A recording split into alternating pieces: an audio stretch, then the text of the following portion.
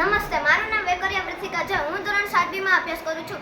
મારી શાળાનું નામ PM શ્રી મેટોડા પ્રાથમિક શાળા છે. વિષય સામાજિક વિજ્ઞાન. પાઠ 10મો પૃથ્વીની આંતરિક રચના અને ભૂમિ સ્વરૂપો. શિક્ષકનું નામ દક્ષાબેન પીપળિયા.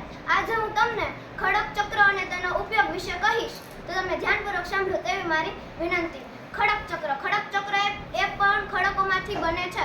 ખડક ચક્ર સૌપ્રથમ મેઘમાં હોય છે. મેઘમાં પૃથ્વી પરના કોઈ છિદ્ર અથવા વિસ્ફોટ દ્વારા બહાર આવે છે અને તેમાં થોડા દિવસોમાં નક્કર બની જાય છે અને તે કોઈ પણ રીતે નદી કિનારે આવે છે અને નદી કિનારે અથડાય, ઘસાય અને પવન દ્વારા એક જગ્યાએથી બીજી જગ્યાએ જઈ જળકૃત ખડક એટલે કે પ્રસ્તર ખડકનું નિર્માણ કરે છે.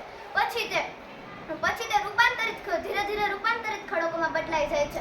રૂપાંતરિત ખડકોમાં બદલાઈ જાય છે. ત્યારબાદ તે હરીફરી પાછો મેઘમાં જ જાય છે. આ ખડક ચક્ર કહેવાય છે. ત્યારબાદ આવે છે ખડક ચક્રનો ઉપયોગ. ખડક ચક્ર રોડ, રસ્તા, ઇમારત, સ્તંભ, મૂર્તિ બનાવવામાં ઉપયોગ થાય છે.